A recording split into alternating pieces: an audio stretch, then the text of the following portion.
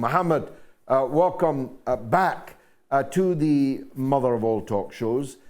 What's your take on the wreckage now? The wreckage of United Nations resolutions ignored, Security Council resolutions vetoed, United Nations schools used as the site of massacre. Doesn't the current international system look to you, as it does to me, like a complete basket case? Well, I tell you what, I mean, one thing I would say is, one thing I'm reminded of is Shakespeare's saying that not all the perfumes of Arabia cannot sweeten thy hand. And I know you used that yourself in one of your very famous interviews in the past with one of the politicians of this country. And that is what comes to mind, that what can be said and done after what we have seen. Absolutely. Yeah. You mentioned before I've come on, the countries that actually didn't vote for the ceasefire in the UN and the Security Council, some of them I didn't even know were countries, frankly. I mean, as you put it, Micronesia and these kind of things, I didn't know that that was actually even a country in itself. So it's very odd and unusual. Obviously, in Europe, the Czech Republic and Austria were the two countries that voted against the ceasefire. I was surprised to see that India voted for it, for example, and we've seen that their rhetoric has been very pro-Israel, and they actually voted for the ceasefire. So I think with this level of international consensus, this level of international agreement between countries, I mean, it's only a matter of time now, actually. Even Biden, his parlance has shifted, and we're starting to see some level of difference between the American interest and the Zionist interest. And it would seem to be a matter of maybe weeks or months before further action is taken. And we hope that the ceasefire is obviously done. But I mean, the fact that you still have supporters of something like this, after, as you've mentioned, the kind of wreckage has been barbaric, frankly, is something which beggars belief fully. You see, I know that these things have happened before. They happened in the 20th century, never mind in medieval times. The Holocaust itself, if it had been televised, would have dwarfed in scale and numbers, if not in quality, so to speak. It would have dwarfed it. Millions and millions of people butchered. But the difference is, in times gone by, we didn't get to see it. We got to see the death camps liberated, almost all of them by the Russians, by the way. We saw the survivors of the Holocaust, but we didn't see the people being massacred in the Holocaust. But now we are watching the people being massacred. It's unbearable, surely. What kind of human being could look at what we're now looking at and not demand an end to this? I mean, I'm also reminded of another saying that you famously said, which is that we're seeing proponents of the West fight to the last drop in other people's blood. And the opponents of Zionism are doing exactly that. What I found more repugnant than the ones who are perpetrating these crimes are the ones who are supporting these crimes without having to bear any of the risk of those crimes. They don't have to put themselves the tin hat and go forward and fight themselves. They are the ones who are letting other people do that work for them. And they don't mind to see civilians dying in the tens of thousands. They don't even mind to see their own soldiers who they support dying now in the hundreds. The Israeli soldiers are dying in the hundreds. And in fact, every day we're seeing a batch of young men in Israel, 18 to 25 or 30 or that kind of age, even women, young women being killed and slaughtered on the front lines in Israel. And this is something which many people, as I say, they are willing to support, but they would never be willing to put their own sons or their own selves on the front line doing that work. So it's absolutely repugnant, and I think it's akin or comparable, at least, to the South African experience. In terms of civilian death, it's more dramatic than the South African experience. And in terms of, there was one particular study that came out recently from Haaretz, where a sociologist where a and this has actually been reported, I thought, by The Guardian as well, was looking at the death counts and doing a ratio study. And he stated that this is, in terms of the time period, one of the bloodiest death tolls for civilians in the time period that it's had in the 20th century, for the time period. So it's absolutely shocking. And the fact that we can see it makes things even worse. And to be honest with you, in terms of the Holocaust, I mean, there was something called the Evian Conference. I'm not sure exactly when it happened, but there was an opportunity for the Western countries to take in Jewish people. What they saw was this Jewish problem. I think it was in the late 1930s. And they didn't do it because anti-Semitism was rife even in Western Europe. It's a common misconception that people think that the Holocaust was understood or known at the time of when the Allies were fighting the Axis. It wasn't. A lot of these death camps were obviously discovered afterwards. However, having said that, as you've said, if it was something that the whole world would see, I would think that they would have a different attitude. But we saw many people of the German population, they knew something about what was happening, and they did turn a blind eye. And likewise, we're seeing many people in the Western world, they know and they can see what's happening, and they are turning their blind eye. Now, I spent a long time in Parliament, as you know, Mohammed, and in much of it, the air was full of fear of the radicalization, as they always put it, of Muslims, of Muslim youth.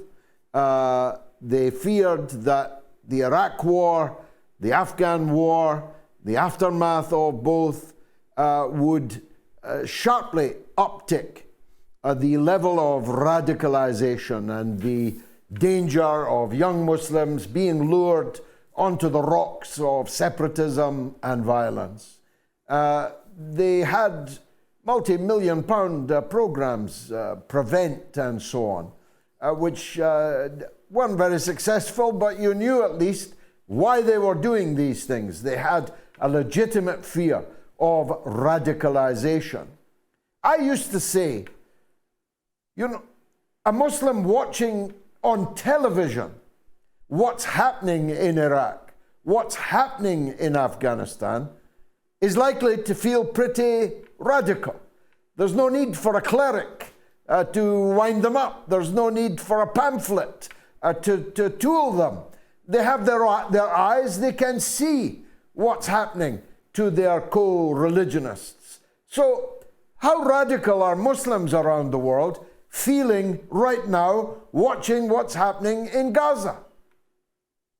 It's a really good question. And I think what's really interesting is that, Osama bin Laden himself and members of Al-Qaeda and, all the associated kind of groups, they would use these kinds of atrocities happening, especially in Palestine, as the key way of recruiting other people. I mean, the fatwas that Osama bin Laden put forward, you will see, and that's the reason why it went viral some weeks ago. In fact, people were reading the fatwas because a big chunk of it was actually dedicated to the Palestine issue. Now, if in terms of what these particular groups actually espouse, what they espouse is that if they kill our civilians, this is effectively a pragmatic kind of consequentialist reasoning. Now, they think that this consequentialism, this Sharia consequentialism, is acceptable from an Islamic perspective, which it isn't, because there's been a consensus for 1,400 years on the matter, and we can quote the classical sources, Ibn Abdul Barr and others from the 13th century, that said there's a consensus on not killing the civilians. But they would use a kind of consequentialist reasoning by saying that actually they're killing our civilians, and so therefore we can kill their civilians. And they will quote verses from the Quran, effectively alluding to the fact that it's an eye for an eye. فَإِذَا عُوقِبْتُمْ فَعَاقِبُوا بِمِثْلِ مَا عُوقِبْتُمْ بِهِ. If you're going to receive consequence, so impose consequence the way in which you receive the consequence. So they generalize the principle and they say, in fact, what that means is if they kill our civilians, we can kill their civilians. And so they use an emotional kind of argumentation and a pragmatic kind of consequentialist reasoning in order to get new recruits. Now, this is a concern. It's a real problem because it flies in the face of Sharia law. It's not normative in any way, shape, or form. But because of the compelling nature of the emotional aspect of this, when a young man who's not acquainted with the minutiae of jurisprudential, legalities in Islamic law is presented with a picture of some kid being blown up and then being told actually there is some Islamic justification, it does actually give fuel or adds fuel to the fire of Islamic, for example, takfirism, I would call it. And these groups become more relevant. So in other words, there is a threat here that the Muslim population and the Western populations have to be wary of. And it is a threat that some young men are going to be looking at these things and thinking, well, they're killing our civilians, maybe we have to go and kill theirs, which is a misnotion in Islamic jurisprudence. But why do we want that environment to be to be acceptable, or to be creating a facilitation for that kind of environment again? And this is something that the Western governments and powers have to look at, because we don't want to see young Muslim people in this country or anywhere else being radicalized to that effect. Quite so. And of course, what's true in Britain will, in terms of quantum, be more true in France.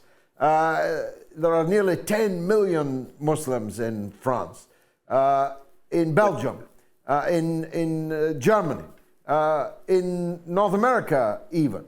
It is just another factor that we have to put into this equation. We are losing any respect that we had in Muslim countries. I mean, if you ran this poll that I'm running tonight in Muslim countries, I mean, the result would be laughable. We're losing respect and friends. We've lost all the very good friends we used to have in the Gulf, in Saudi Arabia, and so on. And we're also placing our own societies in danger, all to support Netanyahu, who is opposed to the outcome that we claim that we support, namely the two-state solution. Make sense of that for me, Mohammed. Absolutely. And I think the Americans know that full well, which is why we're seeing a change in parlance. If I had to guess, I would think that the conversation, to put it in simplistic terms, between the Americans and the Israelis at this point is, listen, we're going to give you this amount of time, get the job done, because if you can't get the job done in this amount of time, the status quo cannot remain as it is. It will unstabilize the region. And for the Americans, I do really think that their interests are slightly different, or at least to a large extent, completely different to the Zionist interests, in so much as that they have a region they want to protect. They have trade going through the region. I mean, Yemen, which is the Houthi-controlled Yemen, you have boats going over carrying trade, which can easily be pirated and stopped, and these kind of things. Massive disruption can take place if Hezbollah gets involved. If some escalation takes place, then they can start destroying desalination plants, places, and other things in Israel itself. They can start destroying the natural gas reserves there. There can be things that take place if there's an escalation, which will ruin the economy in that area, which will have a trickle-down effect in Europe. And the Americans know that. It's not just a political and geopolitical issue, it's an economic issue. And they don't want to see this region being destabilized, because they have plans for that region.